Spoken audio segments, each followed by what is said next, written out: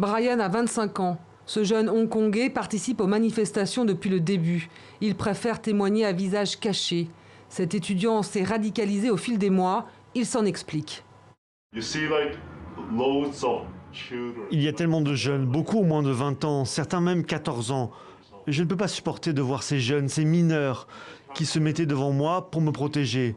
C'est à moi de les protéger du mal, de la brutalité policière.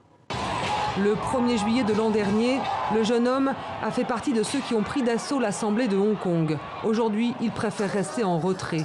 La loi de sécurité nationale adoptée par Pékin cette semaine lui fait trop peur. Pour lui, la Chine est devenue une adversaire surpuissante. On le connaît bien, le gouvernement chinois.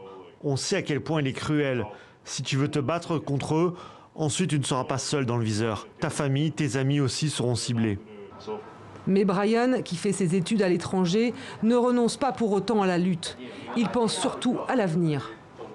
Je crois que je dois quitter Hong Kong, car je ne pense pas qu'une révolution soit un truc de court terme. Les choses ne vont pas évoluer en termes d'années, mais en termes de décennies. Donc je pense qu'en sauvant ma vie, je peux faire plus pour la révolte qu'en restant ici. Depuis mardi et l'adoption de cette loi liberticide, les manifestants attrapés désormais risquent gros.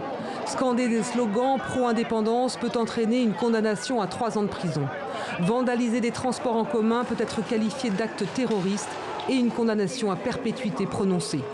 Pire, les gens arrêtés et passés par le tout nouveau bureau de sécurité régi par Pékin pourront être jugés en Chine occidentale sous un système judiciaire différent et sans merci.